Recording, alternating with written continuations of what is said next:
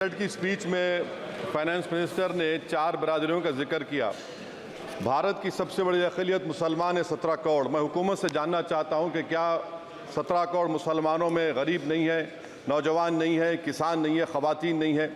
वतन अजीज़ में सबसे गरीब मुसलमान है, सबसे ज़्यादा नाखवानगी मुस्लिम ख़वातीन में। AIDS और PLFS का डेटा ये बताता है कि मुसलमानों में सबसे कम असासे हैं और कंजम्पशन लेवल दूसरे मजहबी ग्रुपों के बनिस्बत सबसे कम है। तालीमी इदारों में मैडम 15 और 24 साल की उम्र में भर्ती एनरोलमेंट में मुसलमानों की सिर्फ 29%, शेड्यूल कास्ट की 44%, हिंदू OBC के 51% और हिंदू अपर कास्ट की 59% है। हायर एजुकेशन मुसलमानों का एनरोलमेंट सिर्फ 5% है।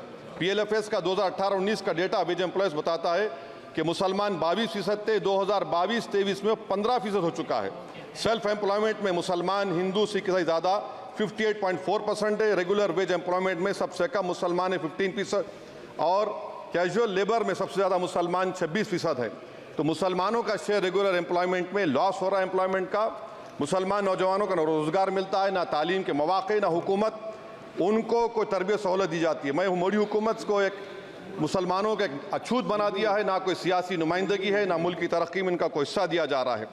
मैं मैडम माइनॉरिटी वेलफेयर मिनिस्ट्री में 2023-24 में 38% की बजट में कमी कर दी गई, 5,000 से 3,000 करोड़ कर दिया गया। इस साल के बजट में सिर्फ चंद 100 करोड़ का इजाफा किया गया, मगर 23-24 के बजट के लेवल पर पैसे मुख्तसर नहीं किए गए। ये मोदी हुकूमत की बदनीयती और झूठा कमिटमेंट है, झूठा कमिटमेंट अक़लियतों के ताल्लुक से। तालीम के उस अक़लियती स्कॉलरशिप मैडम अक़लियतों के गरीब तलबा और तालिबात को जियाती रकम में कमी कर दी गई। 2019 में मोदी ने कहा था कि 1 करोड़ स्कॉलरशिप दिए जाएंगे, अब सिर्फ 58 लाख दिए जा रहे हैं। 47% अक़लियती एप्लीकेंट्स को हर साल स्कॉलरशिप से महरूम कर दिया जा रहा है। 10 साल से मैं कह रहा हूं कि डिमांड ड्रिवन करो। डिमांड ड्रिवन के लिए सिर्फ 3,000 करोड़ की जरूरत है, मगर ये हुकूमत सच्चाई को और ईमानदारी से काम नहीं कर रही है। 2007 और 8 से माइनॉरिटी स्कॉलरशिप का नंबर इजाफा नहीं हुआ है। Pre matric scholarship madam Kundu committee ने कहा कि मुसलमानों में drop out rate primary level पर होता है, तो हुकूमत ने 9th क्लास से प्री मैट्रिक स्कॉलरशिप पैसे दे रही है। NDMC की इक्विटी मैडम 800 करोड़ एक मजाक है। PMGAV के में 910 करोड़ दिए गए। सारी दुनिया जानती है कि जहां मुसलमान बसता है गांव में, शहर में, वो अंडर डेवलप एरिया है और आप मजाक करें ऊँट के मुंह में जीरा देकर। हज में 97 करोड़।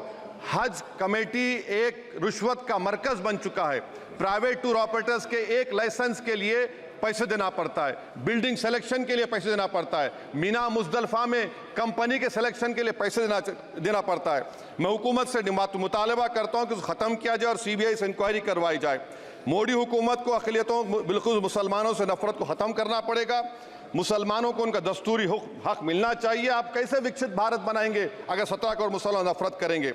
मैडम पूरी स्पीच में फाइनेंस मिनिस्टर के बच्चों का जिक्र नहीं है। आज हमारे देश में 66 लाख बच्चे रोज भूखे सोते हैं। 46 मिलियन बच्चे स्टंटेड हैं मेल न्यूट्रिशन की वजह से। 25 मिलियन बच्चे वेस्टेड हैं। मासूम बच्चों की यह बदकिस्मती और बदबख्ती है कि एक शख्स चाय बेचकर वजीर आजम बन गया। LTC long term capital gain tax madam was decreased from 20 to 12.5%. However, the indexation benefit has been removed and won't apply to any property purchased after 2001. This will be detrimental to the growth of real estate, limit household capital formation and impact employment generation in construction sector. This change in LTCG is a quasi-wealth tax on household, particularly the middle class. Internship programme madam 5 साल में आप 1 करोड़ लोगों को intern कराएंगे, यानी एक company को 4,000 लोगों को ट्रेन करना पड़ेगा। मुझे बताइए क्या ये बड़ी कंपनी का माने क्या है? It is unachievable. Will it be based on market cap, revenue, employ size? May be prime minister Modi is saying to Agniveer to do internship after 4 years of service in armed forces. Madam, 21 billion people have given up all hope and stopped looking for jobs.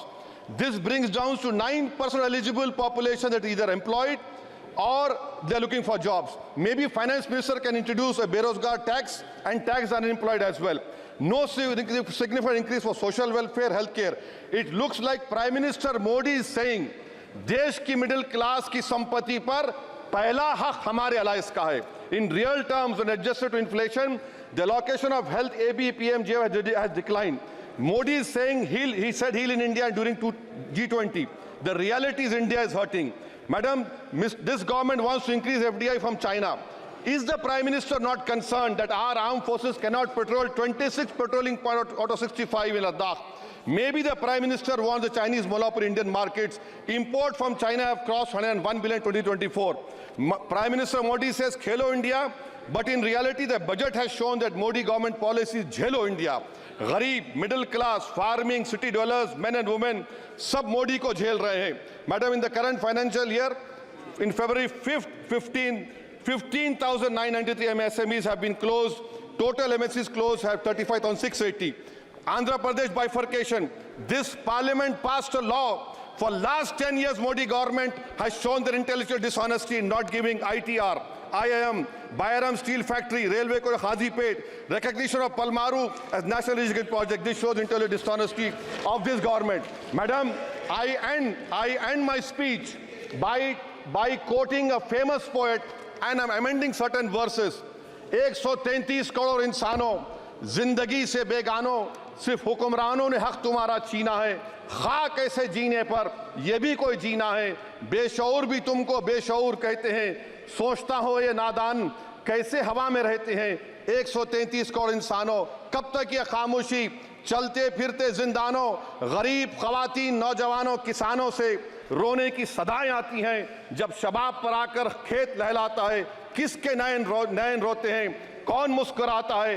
काश तुम भी समझो, काश तुम भी जानो किस कदर भयानक है जुल्म का ये ढब. देखो रख से आतिश आहन देखते ही जाओगे, होश में ना आओगे. और अनएम्प्लॉयमेंट पर अभी बोला गया नौकरियां दे रहे हैं, तो शायर ने इनके बारे में अच्छा कहा कि फूल शाखों पर खिलने लगे तुम कहो, जाम जिंदों को मिलने लगे तुम कहो, चाक सीनों के सिलने लगे तुम कहो. इस खुली झूठ को, जहन की लूट को मैं नहीं मानता, मैं नहीं जानता. शुक्रिया मैडम.